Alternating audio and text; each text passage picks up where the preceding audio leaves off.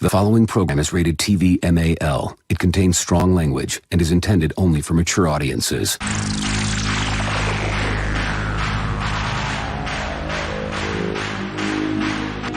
TBS, America's #1 independent television network, presents the following sports exclusive. You're listening to Basically a Sports Show. Follow us on Twitter at Basically Sports. Subscribe to our podcast on iTunes. And check out every episode of the show at basicallysports.tumblr.com. Now here's your hosts, Zach, Greg, Mike. And this is Andy, and you're listening to Basically a Sports Show. Welcome in, everybody, to Bass number 567. Just Mike and I to get started. Zach is running late, and Andy is still recovering from his trip to Walt Disney World. So here we are. A little too much happiness for Andy. He has to go back to becoming his cynical. He needs to work out that excess wonderment. Right, exactly. Real quick, folks, while we're just getting started here, for those of you that are listening, can you tell me if my mic sounds okay on your end? Because it sounds really weird on mine. So somebody just hop in the comments real quick and go, hey, it sounds okay. If not, well, that's fine too. But it was just really loud in my headset. And I want to make sure I'm not overpowering the broadcast. So if someone could be kind enough to do that, I'd sure appreciate it. Anyway. So we're waiting for Zach to get here. We've got, okay. Dennis says you're good. Sounds all right. Thanks, Dennis. I sure appreciate it. We've had a big week of NFL football again. Mike, yes. Zach is here so you guys can battle it out over basketball. Well, as Zach said, he's Jacob also saying you sound good, but right. but yeah. So we've got a situation now where the Rams are 2-0 in bass bowls so far. Yeah. Yep. What's this possible segment? Zach begs Greg and Mike. Stay in this. I'm down for it if Mike is. I mean, we We just decide to kick him off the island. If Mike and I had been cooler about it, we could have said, "Hey, Zach, by the way, Dennis wants to know if you're coming back to the league," but we didn't because we're just like that.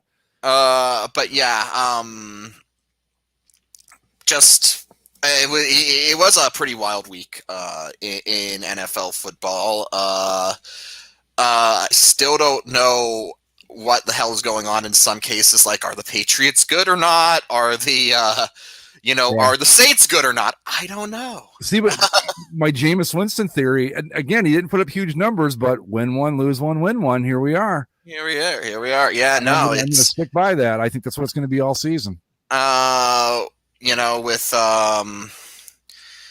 I don't know. The other thing to talk about outside the realm of sports would, I guess, be the Mario movie, but Zach's not here, and so and I know he has things to say on that in particular. The whole Chris Pratt thing. Yeah, see, I'm not big into animated movies, so I don't really know much about it. Like I was telling you guys in the text, to me, Pratt's just an affable, okay actor that I don't know much about other than that. But I will say, as a former radio person and somebody who knows people that make their living as voice artists, including one of the guys on our very boards, I don't see the harm in hiring an actual voice actor or a professional. I'm not that Chris Pratt isn't, but couldn't you get somebody that maybe does, I don't know, cartoons on Saturdays? You know what I mean? Like along those lines, gazillionaire star. Yeah, that's sort of the thing where you have a lot of people who are trained voice actors, and they get muscled out of a lot of these roles because studios have realized it's like, oh, we put a famous person up on the marquee, it's gonna increase interest in it.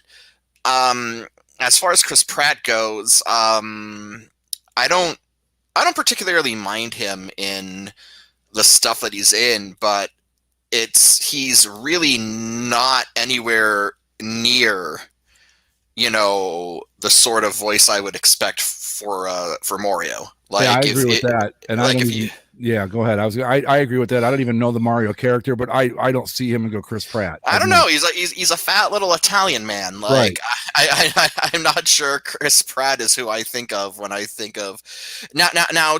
in fairness, Sega has got the the Sonic movie franchise going, and they announced for their second movie for, I guess, Sonic 2, that the character Knuckles is going to be voiced by Idris Elba, which is also really the type of not even remotely close to the voice I would expect for Knuckles. But the thing with that, in my opinion at least, is that Idris Elba is such an out there choice that it's actually kind of funny and interesting in a way, whereas Chris Pratt as Mario just sounds like, well, that's just going to sound wrong.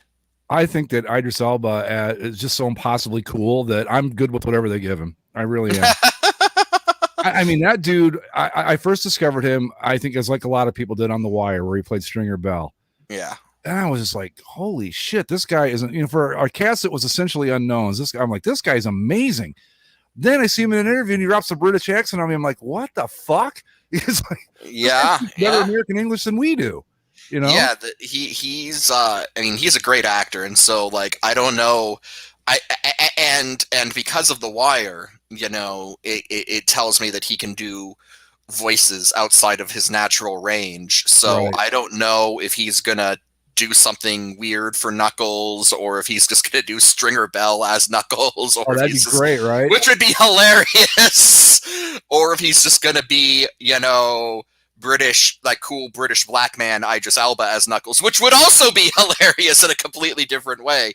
Yeah, another, and this is it wasn't a great movie. It was an Aaron Sorkin thing. That I'm an Aaron Sorkin fan, so I watched it because he wrote it. But there was a movie that Idris Elba was in called Molly's Game, where again he played an American. And I swear to God, if you didn't know he was British, you would never ever know. How many scenes of people walking in hallways were there in that movie? God, I don't remember. I'm sure there were some though. I don't know. I know you and Zach are really down on the Newsroom. Both of you have. No, I liked it. I thought it was completely unrealistic. I just like. Well, I know, and the reason I was going to say is because both you and Zach have worked in news media, and so like I totally get how if you actually know that industry, if you actually know that business, that a lot of the shit that they do on that show would probably be very head scratching or infuriating. But as someone who has no idea how any of that shit works, I thought it was great. So I really, really enjoyed it. I thought the acting was incredible. I mean, what's her name? Olivia Munn as Sloane. I mean, honestly, I got to be straight here. If Olivia Munn called me tomorrow and said, I want you to run off with me and get married, I'd be like, yeah, okay. So but no, I thought the guy that played Don Kiefer was outstanding. I can't think of his name. Jeff Daniels is always pretty solid in everything he does. I thought it was, a little too preachy at times, because the real news, as in my experience, has been what Will McAvoy was before they became like, the legit news, where it was like, we need to make sure we're as inoffensive and like low as possible, and many eyeballs as we can get. So that was the realistic part. When they came in with this completely, I thought, man, at a local level you can pull this off probably, but a national maybe. A national cable network is never going to get away with that. I mean, they could certainly do it, and but they'd lose so much money it wouldn't even be funny.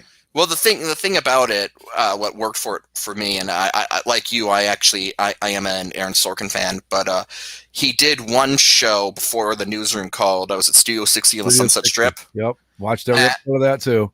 And I kind of see the Newsroom as like the mulligan on that. Like he tried to do this very preachy, idealistic show about media, but decided to use basically SNL as his template. Yeah. Which is just so fucking dumb on every level. And so, like, I get the feeling, and I'm just completely pulling shit out of my ass. I have no idea if this is really how it went down, but I just get the sense that the Newsroom was him going, okay, I'm going to try a lot of these ideas again, but instead of putting it, centering it on fucking Saturday Night Live, I'm going to center it on, like, a cable news show, which has more gravitas, is more serious business, so right. It'll work better in that context. Yeah, I mean, Studio 60 again, I think very well acted. Some of it was actually pretty good, but there were times it was like, dude, this is just the West Wing except that instead of being in the White House, it's on the set of Saturday Night Live. It's ridiculous. Yeah, and then I think Studio 60 just got completely screwed. I don't say screwed over because that implies malice. I don't think there was any malice, but 30 Rock happened. Yeah, and 30 Rock basically just took that premise, but actually treated it as a comedy, which it should have been, and did great stuff with it. And then Studio 60 just looked really dumb and preachy by comparison. Well, I mean the pilot episode was pretty good of Studio 60, but it was still like you're just going, man, I don't know the difference here between The West Wing, which is a series that had literally just ended a year or two before Studio 60, and he comes in and it's like, this is just The West Wing except it's with actors now instead of politicians. And it was, some of the stuff was just cringy bad. And I don't mean like the preaching and all that, because that's what you're going to get with Aaron Sorkin. That going in. If you're bothered by him preaching or getting on a soapbox, and he's not your guy. The stuff that was cringy to me was just like the TV end of it, where I'm like, dude, that would. Well, yeah. That was another thing, right? Is like, not to throw shade on Mr. Sorkin, but he was in his late 40s when he did that show. Yeah, roughly. And so you've got and that show would have been West Wing would have just ended. So this was what late 2000s, early 2010s. Yeah, I'd say between 2008 and 2000. Well, no, because the Newsroom was 2011, so it had to be before that, right? Okay, so let's say late 2000s, and somewhere in there. And so you're the whole premise of this is an SNL type show. And this kind of sketch comedy show is supposed to be it's supposed to resonate with, pop culture. It's supposed to resonate with, not to sound too old, but with what the kids are into, right? Right. And you have, and so you have this fictional SNL stand-in in a world, in a fictional world that's being written by this guy in his late 40s, and the TV end of it was just so bad because you're expecting Aaron Sorkin to essentially try to write SNL, and I'm sorry, that's not gonna work. No, there's a reason Aaron Sorkin doesn't write for SNL. Yeah, so. I mean, again, it was that's the thing too. Aaron Sorkin can be funny. His writing can be funny, but not in that context. He's not a sketch writer. He's a guy that can throw in. I mean, we've seen it. We saw it in the Newsroom. We saw it in the West Wing, even in Studio 60. But it's like writing sketches for a fake comedy show. That's not his forte by any definition. No. And but again, it was that's him. And like I said, if you don't like a guy that gets up on a soapbox and preaches his ideas, and he is absolutely not your guy. It's just as simple as that. And I have no issue with that. Sometimes I don't agree with everything he's ever done, but I'm not going to let that stop me from enjoying what he does. I mean, sometimes I go, dude, let's dial it back by about, 80% here, but whatever. But I don't even know how we get on Aaron Sorkin anyway. Because we don't want to delve into the NFL stuff without. We veered off into Aaron Sorkin land from Molly's Game, which was Molly's Game, right? I'm because I'm just all of a sudden I'm going, how did we even get here? Which is I don't know. That's I don't what know. we do. To sort of steer us back, at the end of the day, I just don't think Chris Pratt is going to be the guy for Mario. But what's funny is that one of the other casting announcements for that Mario movie was Charlie Day as Luigi. And I think if you're going to do Charlie Day as Luigi, I mean, you got to go full Always Sunny and cast Danny DeVito as Mario, right? I mean, to me, I look at, if I say, okay, if we're doing a live action Mario, Danny DeVito is literally the only choice. Yeah.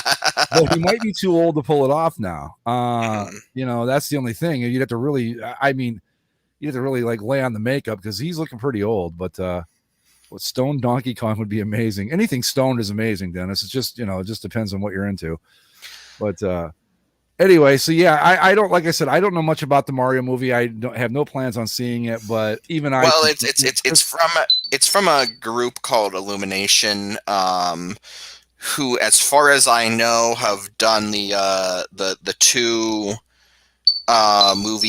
Sing movies.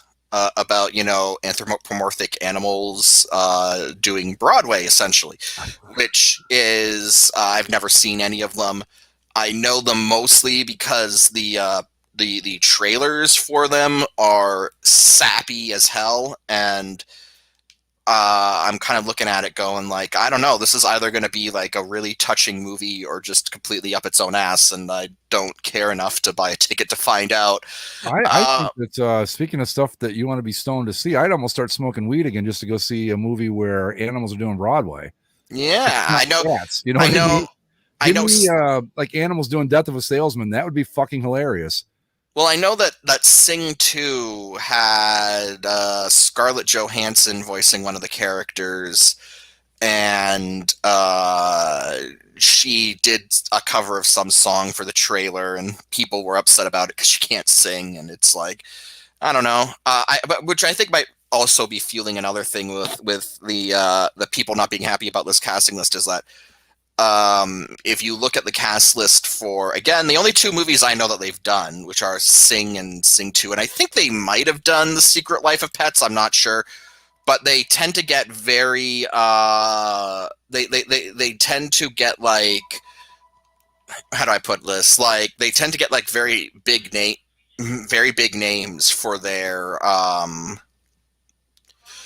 for their voice for their voice casts, and I think that there might be a sense of like, oh, if there is disappointment in say Scarlett Johansson in the Sing movies because she can't sing, then I could see how that could build on to like, oh, it's just Illumination filling out a movie with more of their we're just going to fill it out with marketable names and try to, pop an opening weekend with that. I don't know. Well, call me crazy, but I think if the movie's called Sing, you might want people that can, sing. You'd think, but they cast Russell Crowe in the Les Mis movie, and he really could not sing in that one. They made him one of the leads, and that was not pretty. I can imagine. But yeah, I don't know. And then you got stuff like Jack Black as Bowser, which I'm not sure how I feel about that. Like, I don't know. Let me throw this question at you. So if you're into animated stuff, right? Mm-hmm. Does it, like, let's say that we'll use I don't know, like just pick an animated movie. Do you care if it's something that you're into? Hey, Zach. Hi. We're talking about the Mario Chris Pratt thing. Yeah, I also wanted to say that the newsroom sucked only because hindsight is 2020 and Aaron Sorkin's a bitch. Okay, that too. Alrighty. Your assessment, honestly, to sit back and go, this is how I would have covered it. Yeah. I actually, again, I like Aaron Sorkin completely for the most part, but you guys kind of hit on why I didn't like it. But the one thing that just chapped my ass was the hindsight being 2020. Yeah, I forgot. If you were a news person back then, this is what I would have covered. It's like, well, okay, great, Aaron. We realized this after the fact, but when you're living it, it's a completely different idea. And so you're in the middle of it. You don't know. I mean, come on, man. I think the one that really threw me on that one was the Osama bin Laden coverage that they did in the show. But anyway, back to what you guys were on. Fair point. Go ahead. Oh yeah, no, we were talking about just the Mario movie and how the casting is very wrong. It's a Chris Pratt. Which is again the thing. Like I think Chris Pratt is fine. Like I said earlier, I think he's fine in the stuff he's in. But if you asked me to, give 10 actors who I think would fit Mario, and Chris Pratt's not coming anywhere near that list. The way I explained it to people that asked me about it over the last week was because people asked me about it, I got a little amped up about it. Like, why is it so bad? And I'm like, well, because it's either one of two things is going to happen. Either Chris Pratt is going to talk like Chris Pratt does as Mario, or it's going to be Chris Pratt attempting an offensive Italian accent. Neither one is a good option, so don't do it. Like either regular Chris Pratt voice, not what Mario is, or Chris Pratt voice with an accent, also not a good choice. So don't do it. Just don't do it. This has potential to be absolutely hilarious in all the wrong ways. I think the only voice that is acceptable is probably Jack Black as Bowser. I think that one could work out of all of them, but like Charlie Day's Luigi is bad. Why is Keegan-Michael Key Toad? It's just yeah. Why is Donkey Kong in this movie, and why is it Seth Rogen? Yeah. Am I the only person that this? I mean, I think Seth Rogen has been good in some stuff. I mean, Superbad was, I really like Seth Rogen when he's in his element, but his element is not being Donkey Kong. He gets out of his element a little too much, I think, because there are times I go, dude, just get back in your own lane. I did just recently see a great movie with him. What was it? It's the one where he plays himself, and it's like the post-apocalypse. This is the end. This is the end. Yeah, that's great. I love that. Yeah, that was great. That was great. But did you see that animated thing he did about food? Sausage Party. Yeah. I tell you, I mean, there were some rough moments in it, but I was like, God damn, this is. I can say this. I did not go into that movie thinking I was going to get a creed about atheism, but it was. I thought I had an idea about what that movie was, and it was that for part of it, and then it was also not that for a lot of it, and then the last 20 minutes are just like, what the fuck am I looking at? I know it was. I mean, you talk about just screwed up, but man, there were moments in that I was rolling. I thought it was pretty funny. I start to finish. Do I think it was a great movie? No, but it certainly had its points where it was pretty amusing. It was worth my dollar. Yeah, I mean, I think I watched it on a streaming service, so I was like, whatever, But yeah, this is the end. I thought was hilarious. It was great, But the thing about it is that.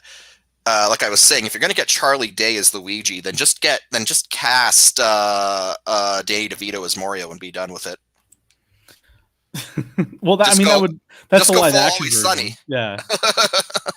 I mean, yeah, I think you could slot in all the Always Sunny people into the different Mario roles, and oh Jesus, make Rob McElhenney Mario, make what's the other guy, Glenn Howerton. Yeah, make him Yoshi. Make Danny DeVito Bowser, and I don't know. I think I'd like Glenn Howerton doing Dennis as Bowser. I think that would be fucking hilarious. Yeah. But yeah, like that's sort of the. I mean, ultimately, the problem I have with this casting, this like when it comes down to it, is that it just kind of seems like we're gonna stuff our movie full of famous people and. With no regard to whether or not they're right for the part, and you'll see it because it has famous people in it, and that's sort of the problem that I'm having with it. That's what I was asking when Zach showed up. So you guys obviously would go see this movie because you're fans of the concept of the movie, right? I have, yes. Mario and his friends have been in my life for quite some time. You use any animated movie that's coming out that you guys would be into. Okay, so would it matter to you if it was a bunch of unknown professional voice actors, or do you need a big name? I mean, that's my question, because it's like what we talked about in the text thread when it came out, or as we talked about it later. I mean, animated movies for decades never had anybody of note in them. Right. They were always just voice actors. And even today, like anime that comes out, whether it's a movie or a TV show or whatever, you watch any of these shows, and I enjoy a lot of them, and I don't know who the hell the people are. Yeah. Don't even look at this week. We had Star Wars Visions come out on Disney Plus. Oh, is that the anime thing, right? Anime anthology thing, yeah. And like they got some famous people, but I knew there were some celebrity actors in it, but when I was watching it, I didn't know who was who, and it didn't matter. Well, the place where this all turned was Robin Williams in Aladdin. As the genie. Yeah.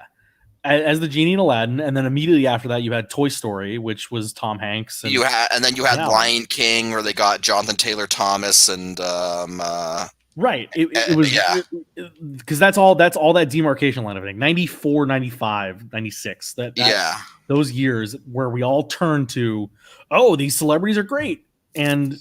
But you look at all these animated classics that we all loved and enjoyed pre 1995, and you don't know who these people are, and you never asked. Could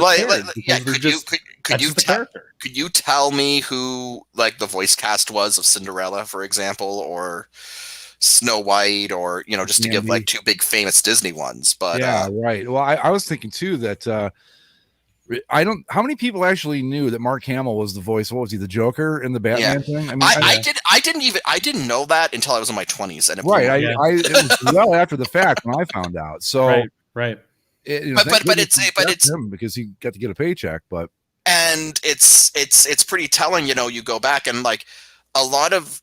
And even then, like a lot of the famous voice actors who people know only kind of became famous after the fact. Like, was it Rob Conroy who played Batman the Animated Series? Kevin Conroy. Kevin Conroy. Sorry. Like he became very well known in the comic book fandom, but only after. It's not like they were like, oh, hey, we got Michael Keaton from the movies to do the voice of Batman. It's like, no, they just got some professional voice actor who did a good job. And it was only later, after people really began to appreciate the show, that he became someone who people knew. Right. But he's now like the definitive voice of Batman. Yes. And it's like, it's like people love their Michael Keatons and their Christian Bales, but you ask a large swath of our generation. Oh, yeah. Their Batman is Kevin Conroy, not Keaton or Bale. Oh yeah, like there have been times where I've actually picked up a Batman comic to read, and Conroy's voice is the default one for me. Like, there you go, just without even thinking about it. But he was the voice for he's going. Somebody's out there talking about me right now. He was the voice of the character for movies and the animated movies, the animated show, video games. His voice is synonymous with the character. But yeah, if they announced an animated Batman movie and then they were like, I don't know, who's like, I guess let's go with another one of the Hollywood Chris's, Chris Pine, and they were like, we're gonna get Chris Pine to do the voice of Batman in this new animated Batman. Like, people would be like, why?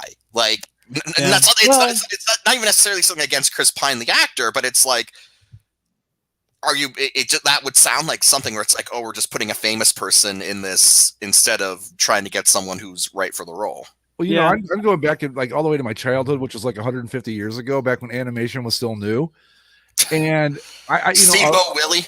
Yeah, right, exactly. Look, Ma, it's the moving pictures. But I grew up on like all the Charlie Brown specials. Saturday morning cartoons were a huge deal when I was a kid because you really had no other option. That was it, and I'm thinking back and like of all the stuff that I watched, I can name three people that you might not know the name of that were like their voices. I know that Burl Ives, some dude that I don't even know who the fuck he is to this day, but I know that he's sang a couple of Christmas tunes, was in the Rudolph the Red-Nosed Reindeer old Rankin Bass thing. I know that.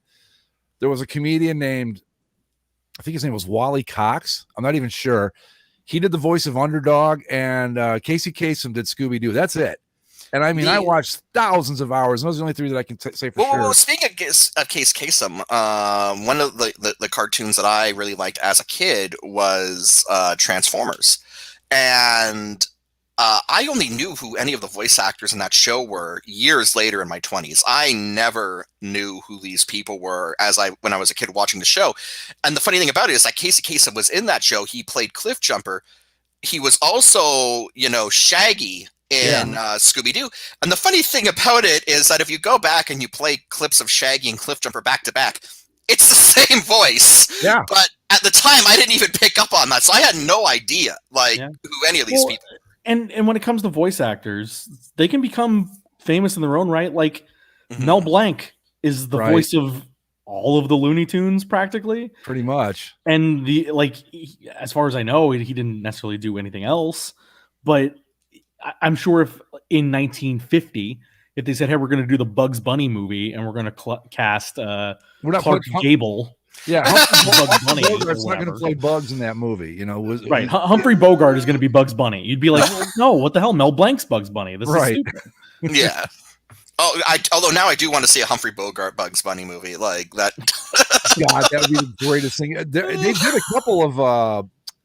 There's a couple of old Bugs Bunny cartoons where like a Humphrey Bogart character pops into it, but to have the actual Humphrey Bogart do Bugs Bunny would be just, I think, the most hilarious thing I'd ever seen in my life. But yeah, like when it comes, so basically when it comes to it, it's like there are very talented voice actors out there, and I'm sure even if you don't want to use the guy who's been doing Mario's voice for decades, even if you don't want to use him for whatever reason, like I'm sure you could find a voice actor out there who could do a good Mario. Yeah. Wouldn't you want though? I mean, real quick, wouldn't you want, if you're a big fan of Mario and all that, wouldn't you want as a producer of the movie, as a director, wouldn't you want the voice that people are familiar with that they're going to, you know?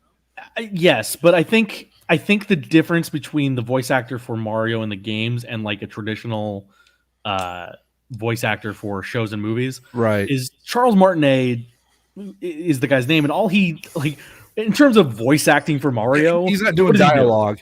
He says, wahoo. Whoopee! Yeah, it's a me, a Mario. Let's go. He's not doing a 5-page like monologue. Yeah. It's not like Luigi. You and I must make together a plan to stop at the Bowser and save the Peach. Like, it's not the same thing. I'm happy they're giving him that they're still including him. He's going to have voice cameos throughout the film. Because not beyond doing Mario and Luigi, he also has done Wario and Waluigi and a handful of other like side characters. Oh, speaking of Waluigi, the one thing I saw coming out of this when the cast list was announced was no Adam Driver as Waluigi. That's pretty good. I don't know what that means, but just because it's Adam Driver, I think it's funny. They've got a similar look. Like if imagine Adam Driver with like a pencil thin mustache and a purple hat with an upside down I can easily imagine that. No problem. Yeah. And just a very high pitched voice of like, wah. That I have a little tougher time with, but the look, I can certainly see him going with that. I don't know, because the other thing I heard when I was listening on the way into the house was you brought up Knuckles and Idris Elba. Yes. Yeah. And it's like, I think the difference there, like there were a lot of people that were actually psyched for that. But I think the difference there is Knuckles doesn't have like an iconic voice of like, oh man, that's Knuckles. It's just like, So, but like the comparison there is like when they did the Sonic movie. But the difference there is that the Sonic movie is like half live action with an animated Sonic. It's not an all animated Sonic movie. But even then, they got Ben Schwartz to do it. And yes, Ben Schwartz he's a guy that people might know from like Parks and Rec and 1,000 other comedy shows. But they got a guy that when he did his voice for Sonic, it's like, oh yeah, you know what? That sounds similar enough to the voice I've heard in the video games, the voice I heard in the cartoon shows. He does a good job there. But Mario's voice is so stylized and accented that, again, you can't just pick a Hollywood actor and say, yeah, be Mario, because it's Chris Pratt doing Chris Pratt voice, which isn't Mario, or Chris Pratt doing heavy Italian accent, which is like probably offensive to somebody somewhere. Like I said, it's got the potential to be hilarious for all the wrong reasons. Right. Anyway, should we move on? Go ahead. No, just I know it actually like got some. There was a New York Post headline that said like, Chris Pratt Mario casting angers fans, Italian Americans. But people like made connections to The Sopranos, which I'm actually watching through with my girlfriend for the very first time. Oh, you've never seen it? Never seen The Sopranos. Oh, it's good. So we're just into season 2. Are you doing it to prep for the movie that's out? Yeah, actually. Okay. Yeah. The Saints of Newark. That's it's a cool title. I like, but James Gandolfini's son's playing him and right, which I think is very who cool. looks exactly like him. So the first time I saw him, I'm like, wow, that's like really pretty solid de-aging you're doing there. And then it's like, no, that's actually his kid. I'm like, wow, that's okay. That's an inspired choice. Yeah. It's but like I watched The Sopranos, and while it seems very stereotypical, like maybe almost like a caricature of some of these people, especially guys like Silvio and Polly Walnuts. It's like these guys don't really exist, but like they actually do, you know. So it's like it seems like it should be an offensive caricature, but it's actually just kind of playing true to life. Whereas like Mario he's just an exaggeration of an Italian plumber. Like, I don't know. Well, you're going to enjoy The Anyway. Sopranos. I'm sure you're fully aware of how it ends and all that already by now. Oh, right? I was, yeah. My grandfather was a huge Sopranos fan. I mean, literally, he taped every episode on video cassette back in the Wow. day. So we had the full set back then. You either the ending to The Sopranos is either amazing or the worst ending in the history of television, depending on how you look at it. I'm gonna be interested to see how I take it. No, because I know what happens. Mhm. So it's not gonna be one of those things of did my TV shut off? Like people thought back then. Yeah. I didn't see it happen either. I mean, I watched the series well after that. I think what happened with me was they started selling the like seasons for like $20 a pop. Sure. Back when DVDs were still a thing, so I just kept buying them as I was going along. That's how I watched it. It was I knew it was coming too, so it was kind of like, oh, I don't think it's genius, and I don't think it's awful. It's just kind of like, oh, okay. I don't know where you go from there. I mean, you could have had Tony could have been shot, which is what David Chase says. Actually, like, yeah, he's well, the argument I've heard against it as to why it's a bad ending is that if the intention was to shoot Tony, then commit to it and show it. Don't chicken out. He also what if he didn't? foreshadowed it a few episodes prior when Tony and I can't remember his name now, Bobby Bacala were talking, and he goes, "You never hear it coming." And they did another foreshadowing where Silvio and Zach, I'm not really spoiling anything by saying this, but Silvio's in a restaurant, and one of the people at the table with him gets whacked, and like they put it in slow motion, and you see stuff flying everywhere, and Silvio's like taking like 3 seconds to catch up, like what the fuck's going on here, like he makes it very clear that while it's happening, you're not even aware of it. So to that argument, I would say, they kind of set it up that way, but who knows? Who cares? It's a great show. It's like the How I Met Your Mother thing. Who gives a fuck? It was good. It was fun getting there. Who cares how it ends?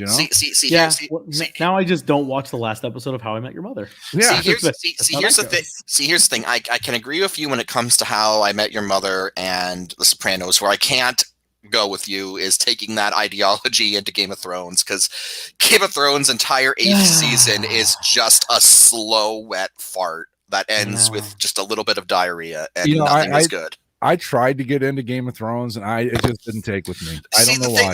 The thing about it is that I like the first 4 seasons of Game of Thrones are some of my favorite television that I've ever seen, and then I'd even go all the way through season 5. Yeah. Six is still pretty good too, but 7 is here's the even thing. I would even go as far as to say 7 has a lot of problems, but a lot of the problems with 7 would be excusable if the landing was stuck on 8. Yeah, I agree with that. But then 8 just makes all of the worst decisions that you could possibly make at every junction, and then it's just. And there was no reason for them to have those bad decisions. They could have taken all the time in the world they needed, and they just said no. The poetic justice in that is that the writers basically wanted to finish the series as quickly as possible so they could start working on Star Wars, and then Star Wars was like, no. Yeah. I mean, all the problems of that 8th season are summed up by. I'm sure you've seen the post episode interview. Oh yes. Danny forgot about the Iron Fleet. Oh, did she? She forgot about the entire opposing force she was going to go eliminate. Yeah. Or how it's like the Iron Fleet can easily take down a dragon, and then 2 episodes later, a dragon can easily destroy the Iron Fleet. Yeah. Somehow she missed 100 boats in open water just off to her left. Yeah. She just forgot that with the fire breathing. What the fuck are all these boats and shit out in the coming under the deep? It's literally a fleet of boats with giant metal arrows, and she's in the equivalent of an F-15, and she fucking forgets. I just. And then there's basically the character assassination, and how everyone's everyone's they were just ramming it through. They were just trying to get it all in, and it just and it's like a lot of these massive character changes sound like they could benefit from like maybe a half a season's worth of build, but no, we got to end this as quickly as possible. So. I hate when they do that shit. Yeah. And as Zach said, it didn't need to be that way. Like HBO was like, we will give you all the time and money you need to finish this properly. And they even told him it wasn't like, hey, if you only want 6 and we want 10, but this is the last season. They said, no, we'll give you more seasons. Like, why would we want to kill this golden goose? Right. So I hope prequel series that are coming out are good to maybe just like forget about all of what happened there. But I mean, that's a cloud that's going to hang around forever. Because like Game of Thrones should be as big as Lord of the Rings and Star Wars and all these things that like follow us around in pop culture. But that last season torpedoed its relevance. The thing is, maybe a month after the final episode of season 8 aired, some friends of mine and I watched Lord of the Rings, the whole trilogy, over the course of like 3 nights, and it was and we all love that. We all love that movie series, and it was the most hateful watching of. We were watching Lord of the Rings out of spite to spite Game of Thrones, it's like, because Lord of the Rings is not a complicated story, but it takes all of the very simple character arcs that it sets up, and it completes them in walk in very natural ways. And so it's like, okay, yes, the story that's being told is not complex, but the character arcs all finish in satisfying ways. And then you just look at what Game of Thrones did, and you're like, why was this so hard?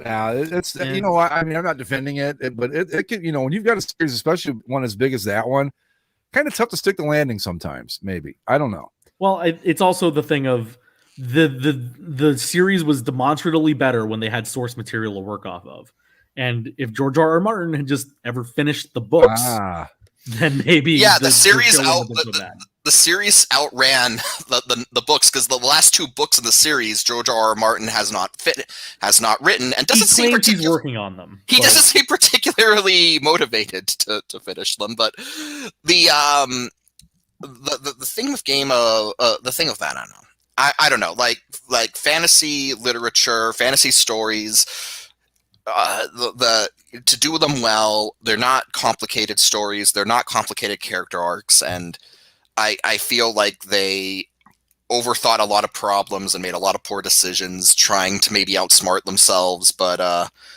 the plus side, when it comes to Game of Thrones, no matter how it ended, we will always have Bobby B from season 1, best king Westeros ever had. God bless. Real quick, and then we got it. We probably should get into some sports, guys. This is old school bass as it gets right here. Zach, have you finished watching The West Wing? Did you guys ever get through the whole thing? We haven't gone back, no.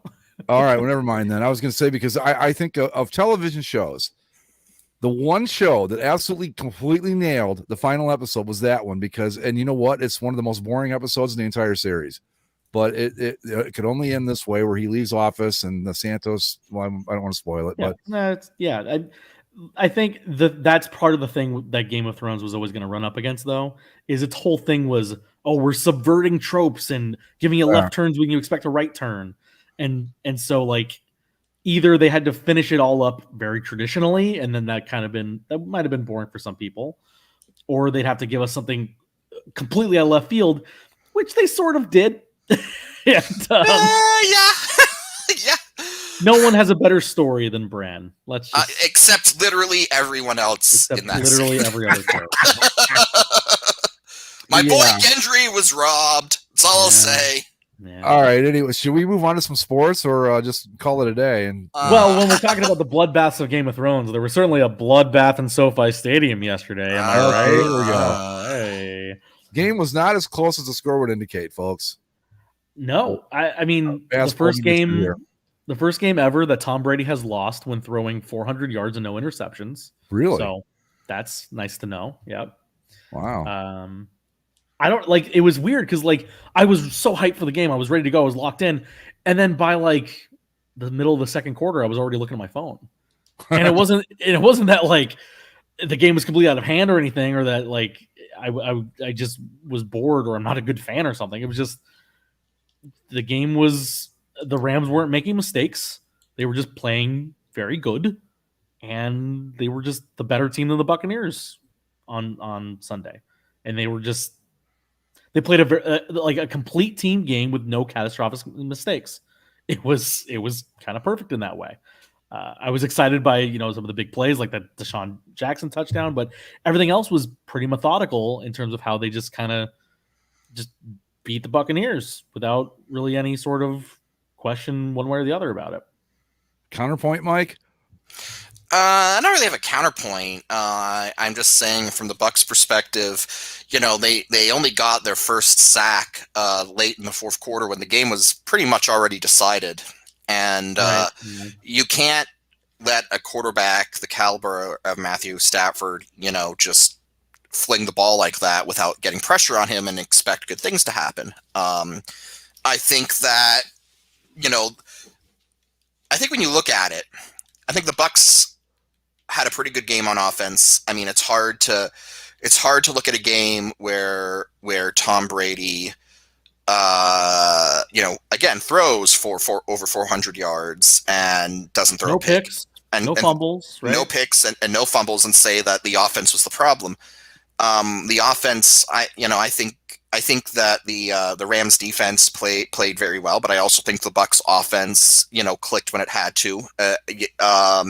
So the offense I'm not particularly concerned about, but the defense was, they let Matthew Stafford basically pick them apart. You can't do that. He's too good. You need to get pressure on him, and they just didn't.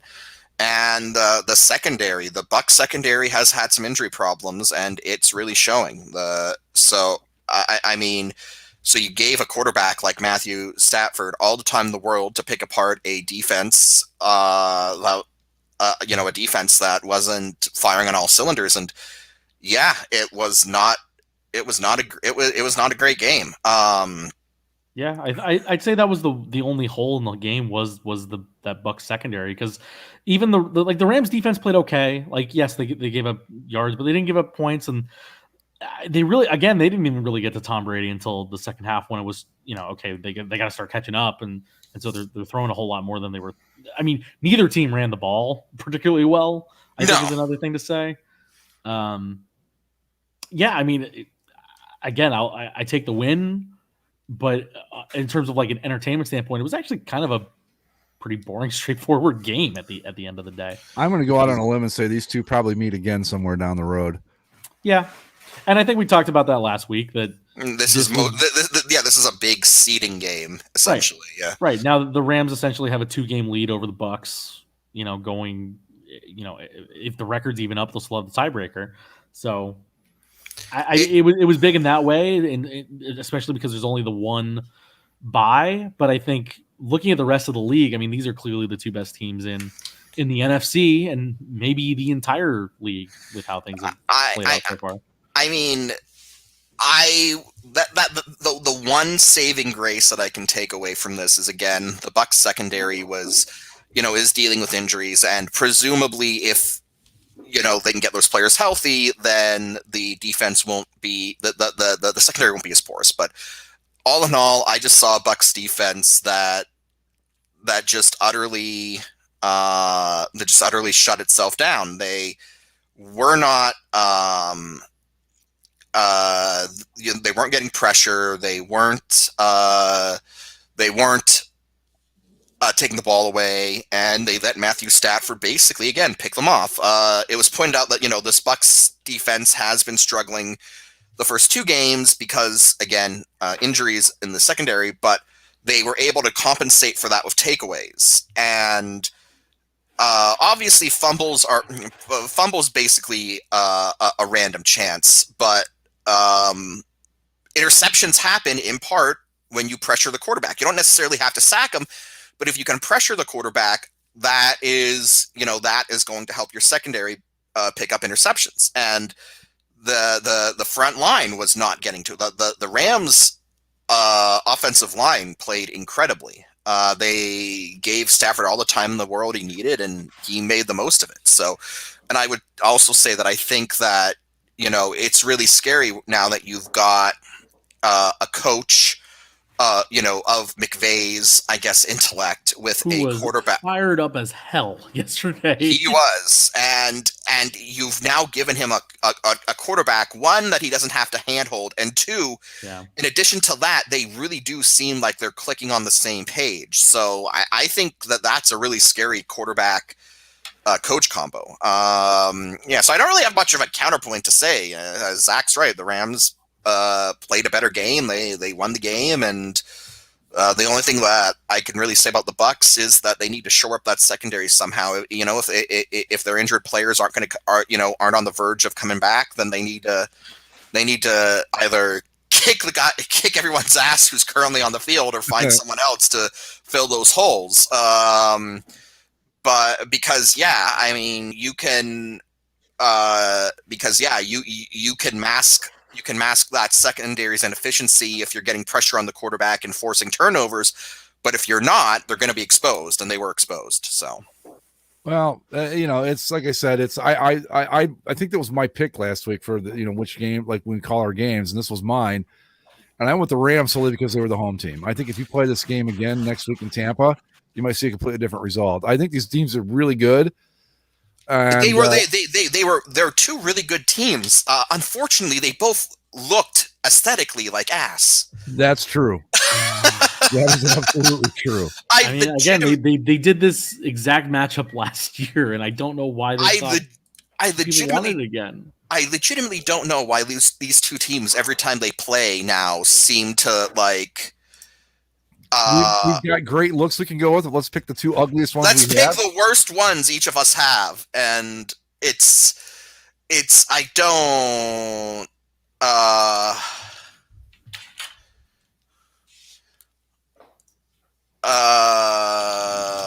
I just don't get it. Like, come on, guys. I think the Bucs, the pewter jerseys would look okay if they were just over white pants, but that all pewter looks just gotta go. I would. Yeah.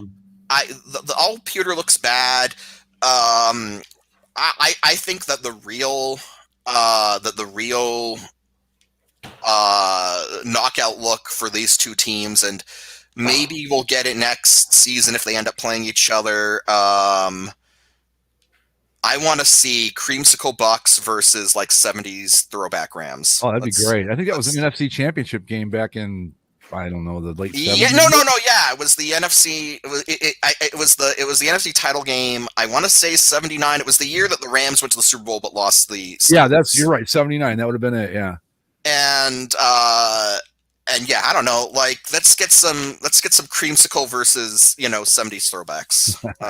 It'll look better than dingy white versus dingy brown. Right. Yeah, so Zach is now 2-0 in basketballs this year. I don't think my Browns. I think you're dodging us this year, right? The Rams. Yeah, I don't believe they're. Do the Rams play the Packers? Oh, that's interesting. I think we might have thrown the dirt on my Green Bay Packers a little too soon, fellas. I think. Yeah, they're fine. I mean, they're going to be exactly like they were last year. They're not going to win anything, but they're not going to go like 5-12 either. You're doing okay. The Packers are going to be fine if for no other reason than everyone else in that division is pure trash. What do we think about the 49ers? I still can't lean on them. I laughed watching them. Like, okay, Jimmy G's done. They got to move on. Let the kids start. You think? Yeah. The Rams do play the Packers in Green Bay, coming off a bye on November 28th. Does Zach go for the Bass Bowl clean sweep? Well, he could, but just remember it's going to be about 13 below zero by then up there. True. But yeah, the I think Jimmy G's done. That game last night, I was just not. Maybe this is me overreacting in week 3, but I don't see how you look at that game last night and you go, yes, I have confidence in the in the San Francisco 49ers. Well, here's the thing. Yeah, they were down early, but they fought back, and then. I mean, if it's anybody other than Aaron Rodgers on the other side of the field, maybe if it's Tom Brady, but they're winning that game probably. Yeah, I agree. Right? Like, I think they've certainly had a slow start. Like, I don't think either of their first 2 games were inspiring in any way. Like, just it seemed like they've taken a minute to kind of find what they're trying to do. But I thought Jimmy G looked okay. I think that's the thing, is Jimmy G is playing out to be okay. He's fine. And I think that's why they got a guy like Trey Lance, because they think that, well, Jimmy G, again, okay, and can do enough. Maybe he doesn't have what it takes to really push that team to anything further in terms of their goals, whether it's just making the Super Bowl or winning playoff games or anything like that.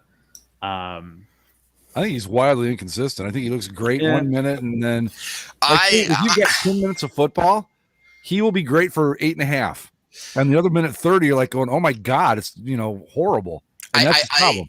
I think another telling thing with him, and I know this is just making mountains out of molehills, but I keep going back to 2 years ago during the Super Bowl, where they had that commercial with Steve Young, Joe Montana, and Garoppolo.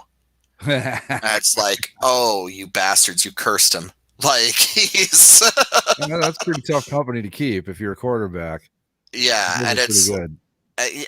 Because that was the year that the 49ers were in the Super Bowl, right? And so it's like, oh, is Jimmy G gonna punch his ticket into the hall of 49ers greats? And then nope. No, they managed to remember that commercial where he was like holding Steve Young and Joe Montana's bags.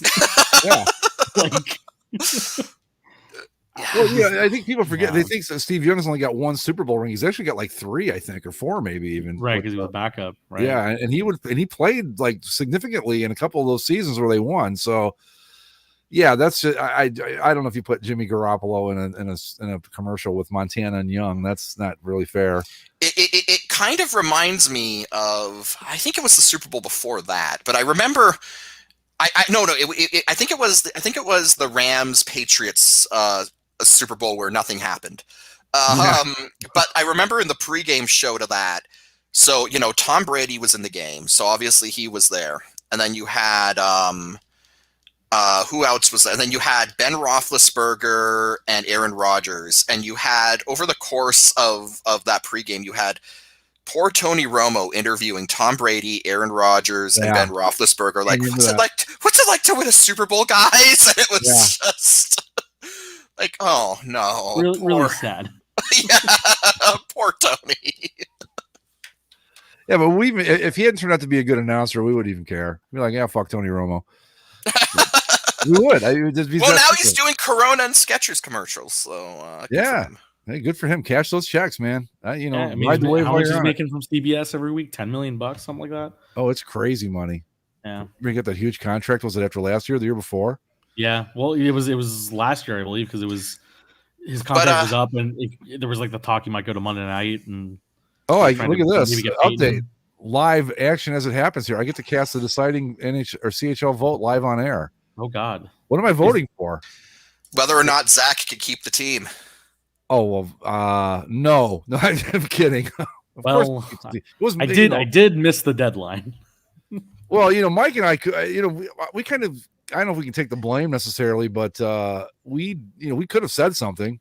Dennis even reached out to me like I don't know, like a week and a half ago, and I could have just logged right on, but like I don't know, I just busy, and then it slips.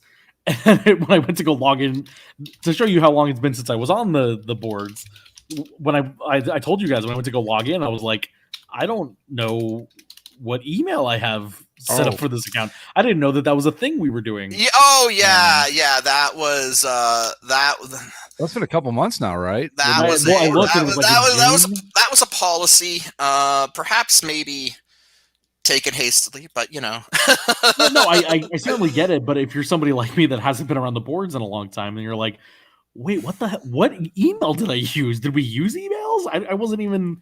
I am so convinced that I did not use an email to sign up for the website. I assumed that we had to, and then it turns out it's some cringy email you used in like middle school at like Hotmail or some shit. Like I said, I've literally been on the board since at least 2006, which means that's 15 years ago, literally half my life. So I was 14 or 15 years old when I signed on to the website. So of course my email was like, I think at the time it was probably SoCal Sports Boy, and it's like to an email domain that we don't even have anymore because it was with our .adrofire.com. Right, it was literally with our phone company at the time. If I had to say, like, I go every day, even if I'm not interested, I go just to make sure I don't get signed out because I have no idea. I'm almost positive my email address is an old AOL address because I set it up in 2005. So right. That's a wow. I've wasted a lot of time on those things. But yeah, so anyway. I just make sure I don't get signed out so that I don't have to worry about it. But yeah, anyway, of course he gets to stay. That's my vote. There you go. But sorry to the one other applicant. Talk to Chuck. Yeah, well, somebody else. I'm sure he doesn't listen to this. Oh, can we kick Gary out? We'll just replace him. Gary's probably going to hear either listening now or he's going to hear this, and it's going to break his heart that you said that. Oh, I'm kidding. I know. We know that. Gary's on my list of people I'd have a beer with. Jeez. Yeah, right. That whole thing started again. Anyway, back to the National Football League. So Zach is now 2-0 in basketballs with the possibility for a sweep this year. Mm-hmm. But no, speaking of another... Right, the basketball 2.0 that we had this week. Andy's not here to defend himself or at least yell at the Bears, I guess. Well, okay, no, I really wanted to talk about this between Andy being a Bears fan and to go off of what Pradice said in the chat. A friend of mine, he's my pal from Estonia who informed us about Estonian wife carrying, national sport of Estonia. Man. I've actually gotten him into American football, and so in our little writing community that we're all a part of, we all know a Bears fan, and he's been asking us, and he asked me particularly to bring this up to you guys, and this, I guess, will have to be a stand-in since Andy isn't here to talk about this, but I was asked specifically to bring it up about Matt Nagy and quote, ask your co-hosts about how that piece of shit is killing Chicago. Well, I think there's two statistics to put out there, right? Mm-hmm. 47 yards of offense. Yeah. 9 sacks. 1 yard passing. And what, that one field goal was longer than the entire... By 19 yards. Like almost 60 feet. Well, and like 90 feet. Did Justin Fields only had like 8 pass attempts? Is that right? Yeah. Huh? Like, all of that combined just tells me that they don't know what they're doing. They have this kid and they don't know what to do with him. I agree. Like, if you're gonna draft a quarterback in the first round, and sure, they were going to bring him along slowly, but then Andy Dalton got hurt, and you got to put him in now. So I guess my second question would be like, if Andy Dalton was in that game, was he only throwing the ball 8 times? No. Or were they trying to throw the ball more, but the offensive line was just so bad that he could only get off 8 pass attempts? That's the thing. I don't think the Bears are as bad as they looked yesterday. I just don't think they are. That's a brave take. I think they have more talent than they showed yesterday, but I think how they're organized. Are they going to make the playoffs? Absolutely not. But they're better than what we saw yesterday. That doesn't mean they're good, but they're better. They've got to make the playoffs. They need to play in the Nick game. But yeah, so the Chicago Bears, Matt Nagy, speaking of Nagy, he's gone on record saying that either Andy Dalton, Justin Fields, or Nick Foles. Nick Foles still around? Could be the starter. He's the third stringer there. Yeah. So he's gone on record as saying one of our quarterbacks will start the game this weekend? Yes. Which, to be fair, is more than Kyle Shanahan once said. Back in the old days, Right. he could have said that, and Walter Payton was a pretty viable quarterback option too. But Walter Payton's long gone.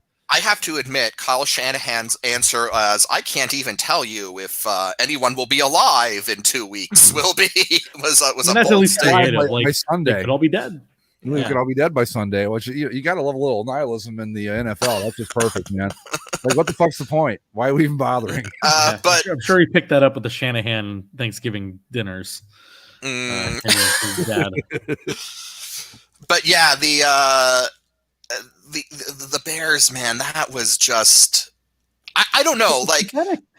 It's pathetic. yeah, that was The that Browns was were trying to let them like play in the game, and like they just Yeah, couldn't do it. my Cleveland Browns are the very best at playing down to their competition, and they couldn't even pull that off yesterday. It was like, no, fuck, we just got to kick your asses, I guess. so It literally seemed like the Browns won on accident. Yeah. Like, So question is so now that we've had a couple games this season to process the Chicago Bears, is Mitch Trubisky to blame for the previous years of issues, or has it been Nagy the entire time? no, but I also don't think Trubisky's good. Like, I think both can be true. Yeah. Right. Like, because even when he was given the opportunities to do well, he couldn't. Mm-hmm. So I don't like there was those seasons where the Bears did make the playoffs with Mitch Trubisky. Like, I mean, hell, last year, right? So it's not like he wasn't making the team as terrible as it is right now, but he certainly wasn't good enough to elevate them beyond that, Yeah. right? So I just, for the life of me, never figure out why that team can't get a quarterback. it's I mean, amazing, this right? has been a problem for as long as I can remember with the Chicago Bears. It literally they put up a graphic during the game yesterday, or was it during the game? I forget where I saw it. It was during the game. I saw it too. Where it Maybe was like during Sunday Night Football. I don't remember, but I think that's right. I think it was during the Sunday night pregame. Since 1960 or whatever, the quarterback with the most starts for the Chicago Bears is Jay Cutler with like 106. right. I miss the Jay Cutler Chicago Bears, man. It goes Jay Cutler, Jim Harbaugh, Right. Jim McMahon, and then Bob Avellini. then Trubisky, I think, was on that list too. Like, it's they just can't get anybody. Like, the fact that Jay Cutler was the only one with any staying power since then is incredible. Hell, they got to the Super Bowl with somebody that didn't even like stick around. Yeah. Who was the quarterback for that? Rex Grossman. Rex Grossman, right? Hell, they had success with Kyle Orton one time and they didn't keep him around. Like, it's so strange because the guys that they have some sort of success with, you think, who? This guy? Kyle Orton, Rex Grossman, what? And then your longest tenured guy is Jay Cutler. Like, it's incredible. Those Jay Cutler Bears made it to an NFC title game. Yeah, it's incredible, that streak. Like, I can't think of a single position of any other team in any other sport that has this problem besides the quarterback for the Chicago Bears. The Browns went through it for a pretty extended period there. Oh yeah, of course, the jersey. But you go back before that, and it was pretty consistent. It was, going back as far as I can remember back, it was like Brian Sipe and Bernie Kosar, and that covered a pretty broad, a pretty big amount of years there. I just want to say, the Bears had a bad game because they usually only break that graphic out when they play the Packers. But how about those Browns uniforms? They looked really good. They're real sharp. Yeah, they're really sharp. And the 49ers Packers game, that was another good looking game. Yeah. But yeah, I don't know what to say about the Browns. I think that the real test, the Browns get to play themselves this coming Sunday when they play the Vikings. Two teams that you just don't know what to make of. Did the Vikings end up winning? Yes, they beat the Vikings beat the Seahawks. Yeah. Wow. So the Seahawks are falling behind in the NFC West arms race. Yeah, they're the only one that's lost a game, and they've lost two of them. Hey, I called them to miss the playoffs at the start of the season. Just saying. Yeah, hey, I'm down for it. I've been awaiting the downfall of Russell Wilson and the Seahawks. I'm So not there this is yet. fine. We went through this. No, again, years hey, ago. 3 weeks is not enough to bury No. them for sure. I remember that. but- What was it? 4 or 5? We were still doing the football show when this happened. We were like, "Yeah, this could be it. This could be it." And Oh, they and I lied. The 49ers have a loss too. So the Seahawks aren't the only one with a loss in the division, but they are at the bottom. I again, I think the Browns and the Vikings are like the exact same team. I really think they are. Got pretty good wide receivers, great running backs, quarterbacks that can either kill you or be great, and defenses that you go, well, some days are good, some days are not. So it should They be put fun. up points this year. Hmm? Like the Vikings have put up points. I mean, hell, they should probably be 2-1. Like they should have won that Cardinal game, and then they lost to the Bengals in overtime. So they could be 3-0. Bengals 2-1 too. Actually, look at I that. swear the Right, Bengals are going to be pesky this year, and I'm standing by that. Might be my Yeah, new and- irrational confidence team. I'm not sure yet. Is like I know we think Ben Roethlisberger has fallen off, Oh, but God. is this really the end of it? Well, did you see his? You see his attempt to scramble out and just fall? Yeah, Sorry. God.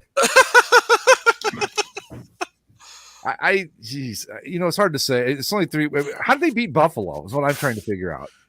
Here. Let's just You have have this, Mike? let's have the clip on hand. All right, let me get to the. Here we go. All right, let me find this. In the I'll set it up so we can watch. Hold on a second. My internet's being funky. Oh, this is going to be so fucking funny. All right, here we go. Hang tight, folks. Andy's better at this than I am. Share screen. Chrome tab. Ben Roethlisberger falls and nobody touches him. Here we go. Let me play it.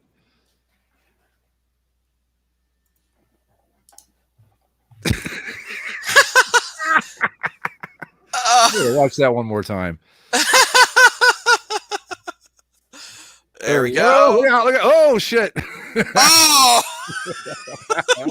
Oh, I love it. I think we need to put a fork in Ben. Like, I don't know how you.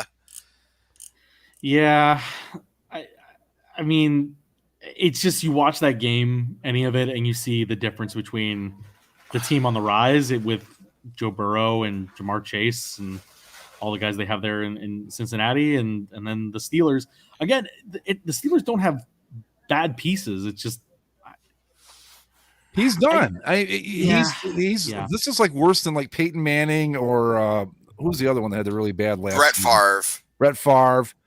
It's just what? Who is it? Was Dan Patrick or cousin Sal and Bill Simmons that said they should trade for Gardner Minshew? And I thought that might not be the worst idea. The Steelers. I think it was the Bill Simmons, but I think they also suggested trading Jared Goff to the Steelers. Oh, It might not, I'm not sure that's a bad idea. Like, Yeah, but the Steelers are never going to trade Ben Roethlisberger is the problem. Like, no, but you could pick they're up, going down with that ship. Yeah, you could probably pick up Minshew for like a late round pick, right? I mean, you don't have to trade Ben Roethlisberger to get Gardner Minshew. You just got to get Yeah. You just got to get Minshew on your roster. Whatever happened to Duck Dunn or whatever his name is playing in the with my Red for Blacks. the Ottawas. That's Yeah, right. yeah. So yeah, but what were we talking about? I think the Bengals are going to be pesky. Not good, but they're going to beat some teams they shouldn't. and yeah, Bengals are going to be pesky. And again, Ben should have retired after that playoff loss to the Browns. Yeah. I know it's not the loss you want to end your career on, but like the Peyton Manning ending where you go out winning a Super Bowl is rare. You rarely get that. And Let me put this in perspective for Ben, okay? You let the Cleveland Browns, who have only beaten you like 3 times in my life in Pittsburgh, come in and kick your asses in the playoffs. Maybe it's time to call it a day. Just saying. So the other team that I want to talk, there's two more teams I want to talk about. Oh, I guess 3 technically. Is there a more sad sack fan base? We forget about them sometimes because they literally haven't done anything. I already know poor where this- Detroit Lions fans. Oh my God! Why what even happened? This is the second time in franchise history they have lost to the longest field goal. Yeah, Tom Dempsey beat him in what, like the 60s on the original 63-yarder. Right. That's just like you even though, okay, you give up the 4th and 20, bad, but hey, you're going to let somebody kick a 66-yard field goal or whatever the hell. And then hell, it hits the crossbar and you think, oh, it hits the crossbar. It's got to bounce out. Nope.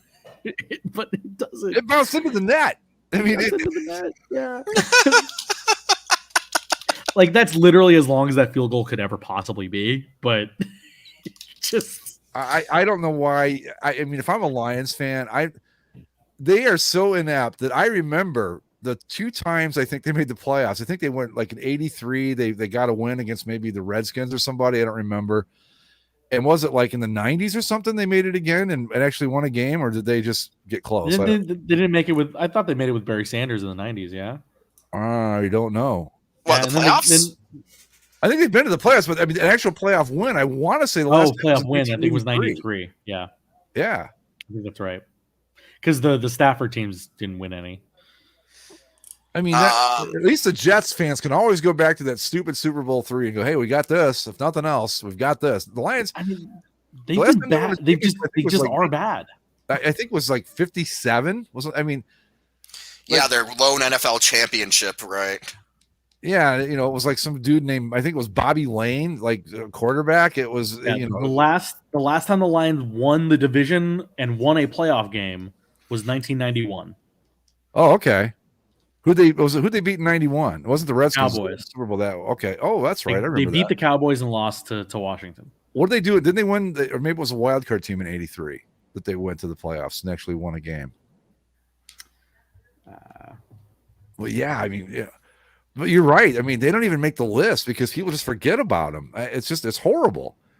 I think that until they fix those uniforms correctly and go back to like the Barry Sanders era look, it's just going to be heartache from here on in. So I mean, not only did they have that field goal go against them, but they had to do it in the all grays, which are just so. And how are we doing on so Dan bad. Campbell watch? I thought yesterday might have been the one to do it. Really, if he was going to. The look on his face when that field goal went in was just like, the hell do you do? Like, again, what do you even do?